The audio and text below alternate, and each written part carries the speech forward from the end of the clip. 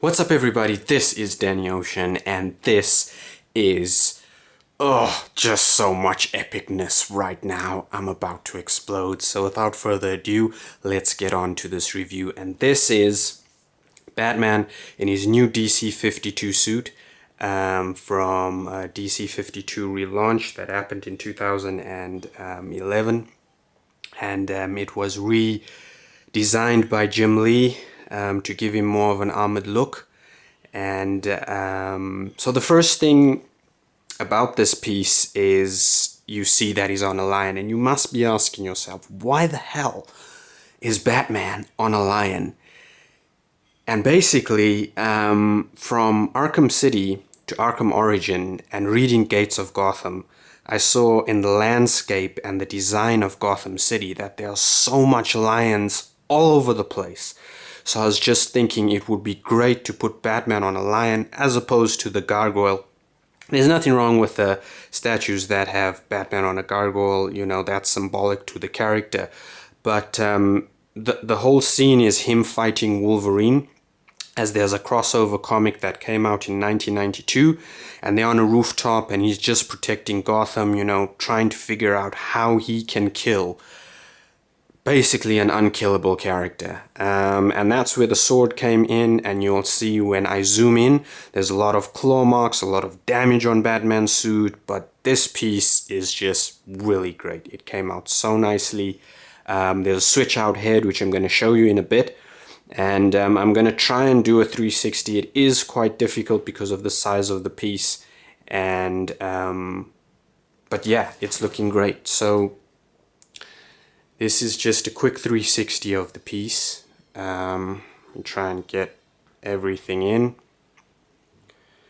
So, you know, I'm loving the new comic with Batman and his armored suit. I think it makes kind of a lot of sense as what the villains that Batman fights and how dangerous Gotham City is to put him in a suit that's armored.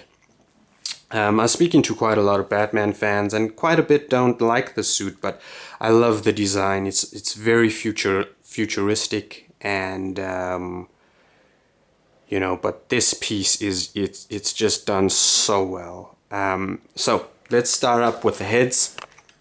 I'm gonna try and focus the best I can on this. So, as you can see in the back, that's you know, the Batman PDF, and I've given it to a painter to repaint the heads, but that's neither here nor there. So let's get back to this piece. And so when we went with the head, in designing the head, we wanted, you know, him to look fierce, and I think we achieved that. He looks really, really great. The head just came out really nice. It's a Jim Lee portrait of the head, and there is a switch out head where the mask is broken, which I'm going to show you in a bit. And then the suit. The detail on the suit is 100% accurate to the new suit. And as you can see on the logo, there's a claw mark, as Wolverine was, you know, trying to take his heart out right there. And then at the back, there's some ripped fabric over there. And here is a bit of a rip in the armor. Some claw marks over here. And on the lion, you can just see a huge amount of claw marks. There's through its face, there's on the base. And a lot of people are asking me about the sword. Now, the sword does come out, and it is cast in metal. And it got nice weight to it. It's painted really nicely, and it goes in at an angle. Try and fit it in. There we go. And for a long time, in Wolverine's comic volume 2, I think, in the 90s, you know, he used a sword as much as he used claws. So obviously he's come as an assassin to Gotham to try and take Batman out. But the piece just has so much presence to it. These are also cast in metal, so they are quite, you know, they can't, well, I don't think they'll cut you, but That's a nice touch. That's cast in metal. This is cast in metal. Batman as a whole, his body is really solid. The base actually is part solid, part hollow. So if you have the Batman PF, so if you're waiting for the Batman PF, the base on the Batman PF is a lot heavier than this base. Which is nice, you know, because the whole piece as it is a lot heavier than the Batman PF. It's very heavy. You're looking at about 17 kgs just to pick this up. So, you know, it's a solid cast, and it came out really, really great. So I'm gonna try and take the head out for you guys if I can. The magnet in it is really solid. And that's the piece painted to perfection. I mean, you don't have to take this to anybody for a repaint. It's just done so well. And there's the magnet underneath. And that's just how the cape comes with the magnet. If you're a Batman fan, this is a really, really nice piece. And here's the other head. So it's the same face with the broken mask. Fighting Wolverine, got a little bit of a flesh wound there, scar, and the head just clicks in so nicely. It's really solid. It's really hard to take the heads out because of the big magnet. And that's the other head.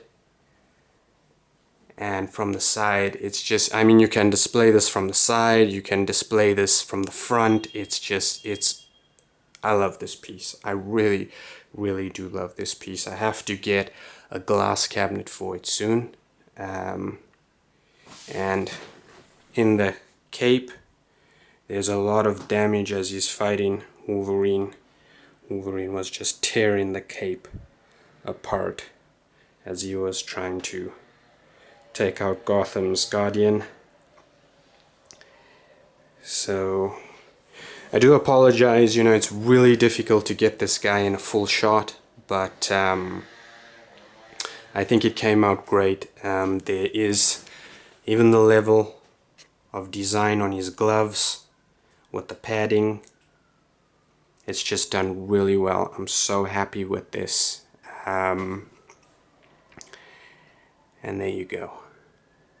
So my next review will be the Batman PF, but it will be with the two heads repainted, the fabric fitted, the fabric looking a little bit better, and there was, you know, a few guys that asked about the fabric, so I'll just go and show you real quick.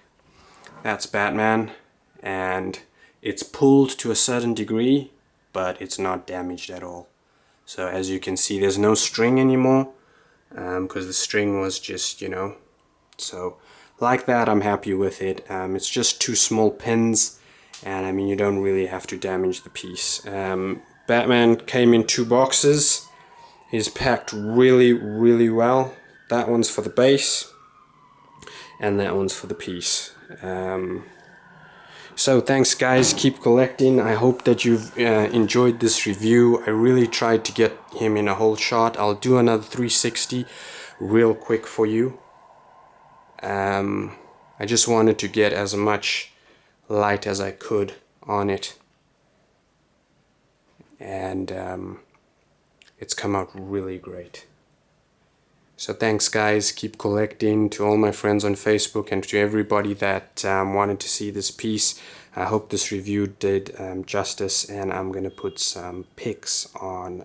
Oh, and before I go, I'll just show you with size comparison, and there you are.